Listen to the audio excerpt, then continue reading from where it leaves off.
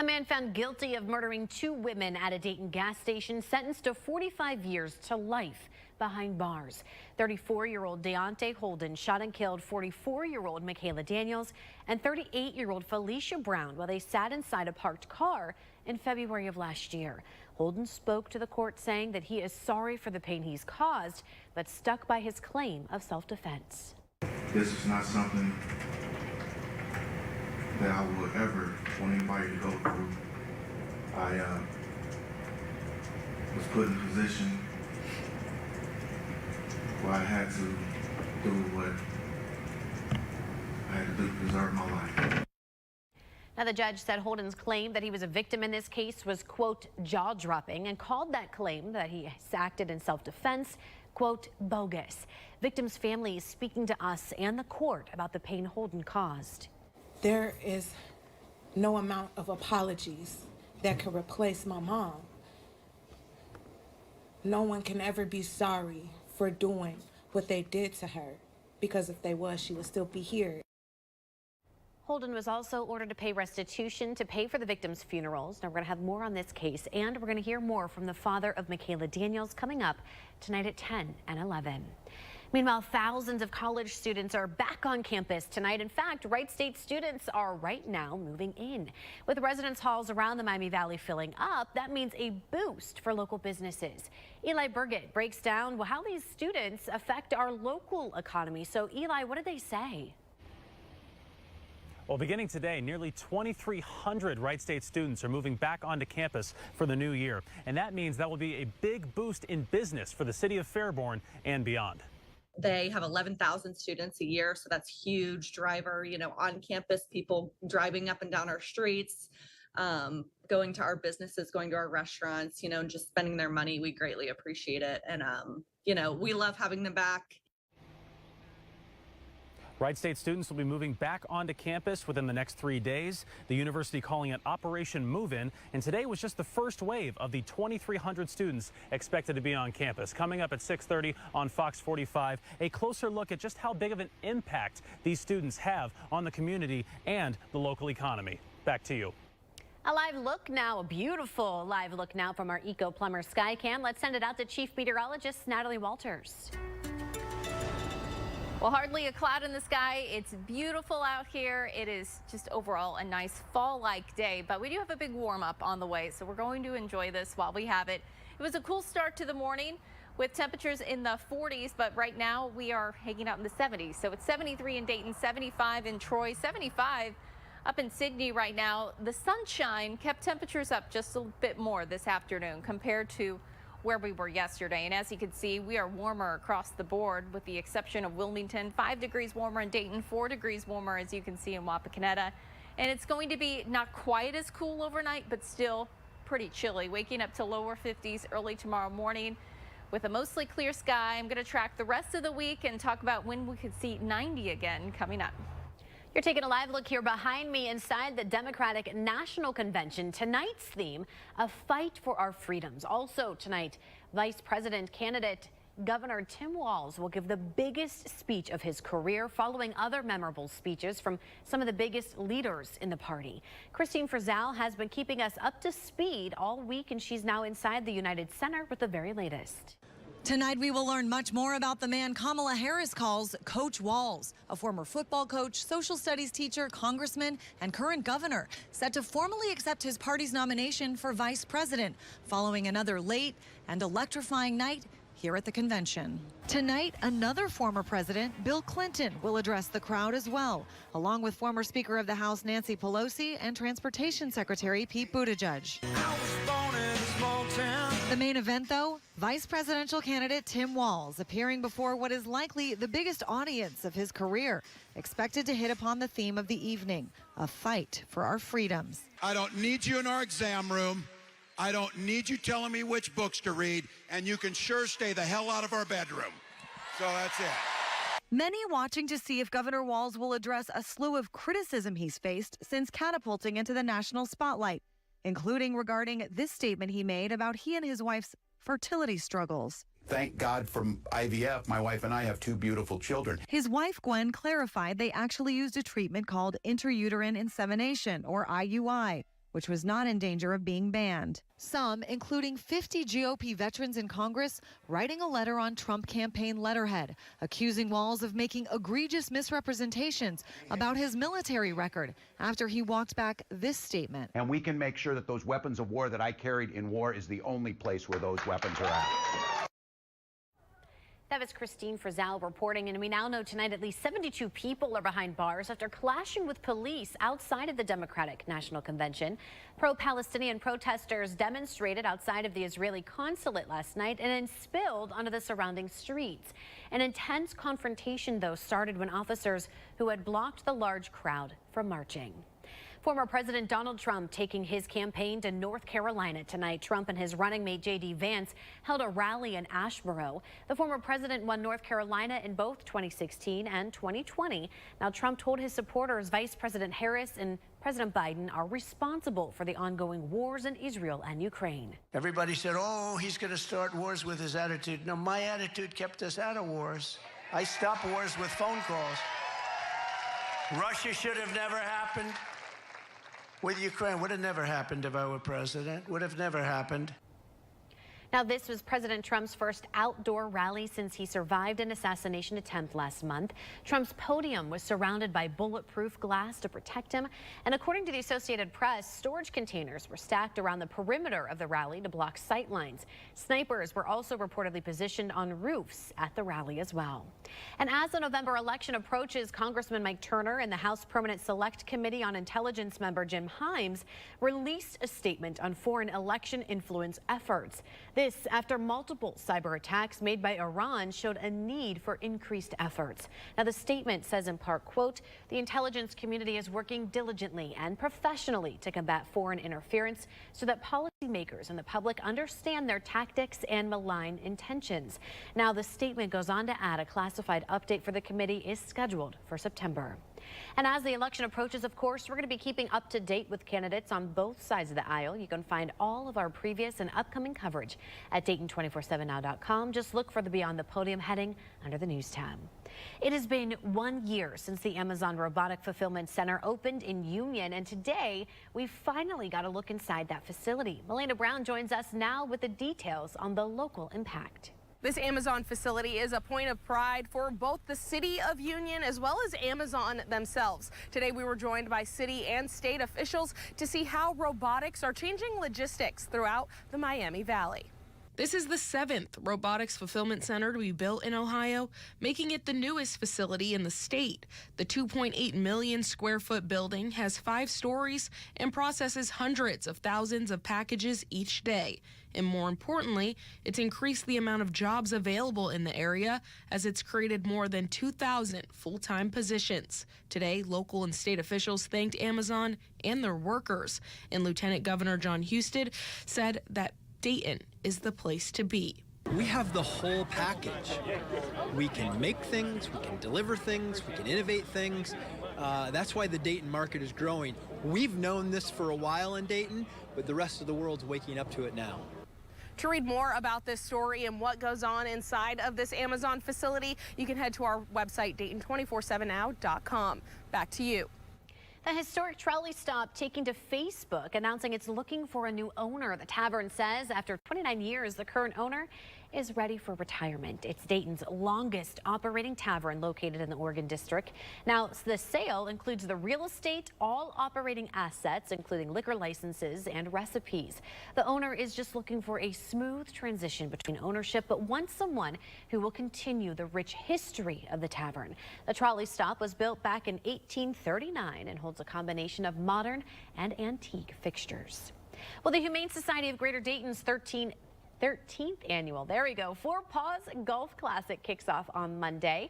Adam's going to be there to MC the fundraiser. Participants are going to tee up for 9 holes at the NCR Country Club, raising money for furry friends at the Humane Society. You can also register for the event by scanning the QR code you see on your screen or by visiting hsdayton.org/FP. Today, of course, is the last date to register for Monday's event. A man accused of being an international cyber criminal now being extradited back to Ohio. A dive into his crimes he's accused of, including some here in Southwest Ohio. Plus, I'm tracking another cool night. I'll let you know how much longer those will be sticking around. That's coming up. You're watching Dayton 24/7 now.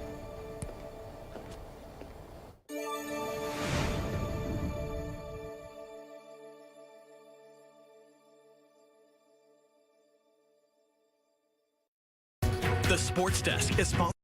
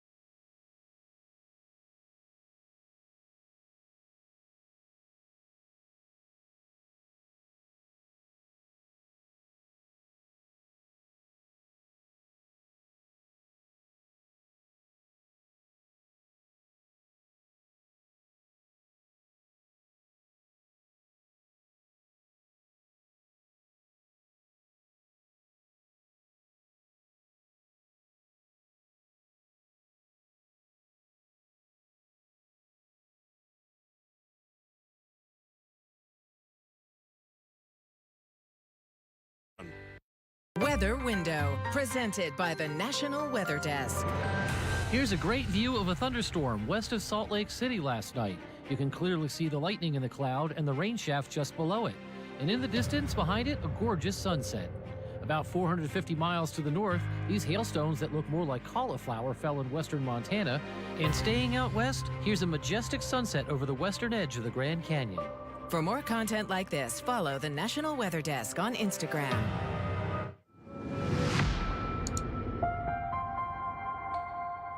We're learning a lot of new information tonight about a multi-million-dollar international cyber extortion scheme that hit companies here in Southwest Ohio. A Latvian national living in Russia who U.S. Marshals extradited back to Ohio to face charges. David Winner has been looking further into the alleged crimes.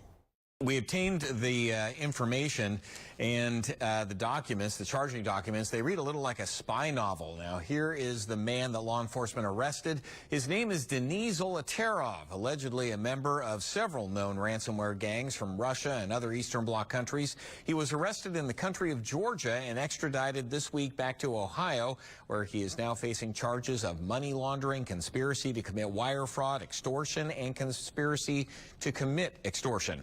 Court documents show that Zolotarov is from Latvia, but he was living in Moscow. From there, he allegedly gained access to computer systems and companies in Wichita, Kansas, Boston, Massachusetts, Beaumont, Texas, Springfield, Missouri, Fort Washington, Pennsylvania, and several locations in Ohio. The Ohio incursions were in Hamilton, Butler, Montgomery, and Franklin counties. The first cyber attack occurred on August 14th, 2021 at a local company in Fairfield. A person named Karakurt used phishing emails to gain access to the company's computer system. Karakurt showed that he stole client medical records from the company, including social security numbers matched with names, addresses, dates of birth, home addresses, and lab results. Now, Karakurt demanded $650,000 in Bitcoin, or the information would be released to the dark web. The company negotiated the extortion down to $250,000 and paid it. Another beautiful, even really kind of fall-like day out there, Natalie. Yeah. It's gorgeous. A beautiful day. Check out these morning lows, though, because it Yeah, was it's a little chilly. A little chilly this morning. 40s across Miami Valley. Now, our official low in Dayton at the airport was 50 degrees, but surrounding areas got well into the 40s. 44, a reading in Sydney from earlier this morning, 45 in Springfield, another reading in the Dayton area at 48, Bell Fountain at 45. So it was pretty chilly to start off the day, but when you have dry air and lots of sunshine, things heat up pretty quickly, and that's what we did for today with sunshine. And we do have even warmer weather on the way, too. So our low this morning, 50 degrees. Our high on Monday, 90. So a 40-degree difference between this morning as well as what we're going to experience by our Monday afternoon. It is going to be hot by next week, and above normal temperatures are going to be sticking around. High pressures right now keeping things nice and quiet, but tomorrow another beautiful day with highs closer to 80 degrees. Well, you guys have been sending us some beautiful pictures while you're out enjoying this gorgeous weather. Look at this. This is Kateri. She sent this in. Oh my goodness. He or she looks like he's having a good time. And Brutus, this is Brutus. I'm assuming that's the dog. Jenny, yep, they're out on their walk, also enjoying the beautiful day. And then here, oh, look at Snowball. Robin sent in his picture. Oh my goodness, that is so cute. We, of course, want to see your photos and videos. If you have something, grab your phone and scan the QR code. That'll take you to the Chime In page. You can upload your photos or videos directly to us. You might even see it here on Dayton 24/7 now. And a story from our partners at the Dayton Business Journal. The land that you see here behind me may soon house nearly 300 apartments. The Flats at Stones Crossing in Washington Township is seeking approval of the final stage in the planned development. The apartments will have 272 units on the corner of Yankee and West Spring Valley Road, or Spring Valley Pike, I should say. The development will consist of 12 buildings with garages. Each unit will be on an average of about 1,000 square feet. We, of course, will have all the details at Dayton247now.com. You can find this story and others like it underneath the Dayton Business Journal heading under the News tab. Welcome into the Bob's Discount Furniture Sports Desk. A new podcast with Urban Meyer, Mark Ingram, and Rob Stone drops today. It's called The Triple Option. The weekly show will provide analysis, opinions, and insights on college football, the NFL, leadership, and more. Meyer and Ingram, of course, boast NCAA championship resumes, while Stone brings 27 years of sports media experience. The team has a big get for its first episode. Get this, legendary coach Nick Saban. What's your thoughts on that evolution that took place during your last half of your career? When they changed the recruiting calendar to allow spring and summer visits, that really took away from those were almost sacred times when we had spring recruiting, but when spring recruiting was over, you had a lot of time to spend with your team, especially, throughout the summer. Even though you weren't allowed to go out there and coach them, you could spend a lot of time with them. And that's all kind of disappeared. Now, the full conversation is live now. You can watch or listen to new episodes every Wednesday on YouTube, Apple Podcasts, Spotify, and really all podcast platforms. Well, it is an off day for the Bengals ahead of tomorrow's final preseason game against the Colts. The teams held a joint practice yesterday at Paycor Stadium to get a feel of the competition. So far this preseason, the Bengals have gone 0-2. The team is hoping they can get a win, though, under their belt ahead of opening day, which is on September 8th. The Bengals open the season on home turf against the New England Patriots. And high school football kicking back up this week, and so does Thursday Night Lights. Every week, of course, we highlight a local matchup between schools across the Miami Valley. Tomorrow, Greenville will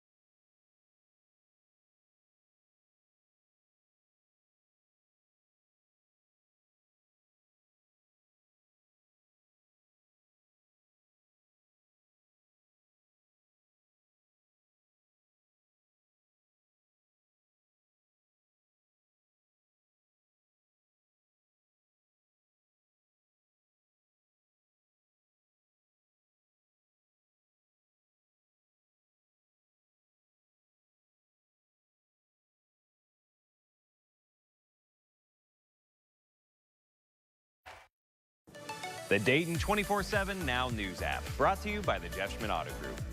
Hops in the Hangar is an epic craft beer and aircraft event happening this Saturday in Middletown. Dozens of local breweries and food trucks will be there for you to enjoy while watching the planes take flight. We sent Tage Joshi to the Middletown Regional Airport for a preview of what you can expect this weekend. If you love beer, planes, or hot air balloons, then I have got good news for you. There's an event this weekend that combines all three of those things. It is a Hops in the Hangar happening here in the Middletown area, and it is very exciting because this is an event that's a fundraising event for the team in downtown Middletown, but it's also a community event that is 21 plus, where 31 different breweries from around the state will be represented in that blue hangar right there, where you could actually taste different IPAs and other beers from those 31 breweries. And then you can also see giant hot air balloons like this one. And then there will be a massive air show up in the sky, including skydivers, a flag show, aerial acrobatics, and a grand finale that they wouldn't even give me details about because they want to keep it a secret. All that is happening right here in Middletown this Saturday. You can get tickets online. Go to Hops in the Hangar's website to get those tickets. They are running low. Today is probably your last chance to get a ticket, maybe tomorrow morning if you're lucky. So go online and learn more about Hops in the Hangar. It's a great community event in Middletown. Like I said, if you love beer, and unfortunately the tasting mugs won't be as big as this one, but if you love beer, if you love hot air balloons and planes, this is the event for you, my friends. Back to you in the studio. Well, I will be out at Thursday Night Lights this time tomorrow, and the weather couldn't be better. Greenville's going to take on Eaton at Eaton, and the weather's going to be great with mid-70s and lower 70s right around kickoff at 7 p.m.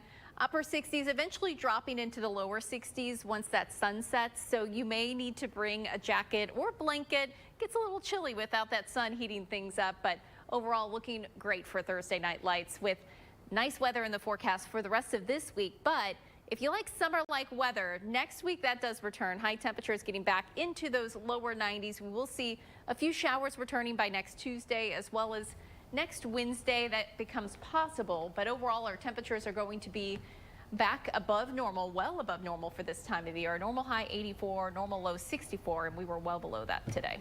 Yeah, it's still a beautiful evening out there, though. It's really nice. It really is. Soak it up. That's for sure. See you over on Fox. Good night. Dayton 24/7 Now is sponsored by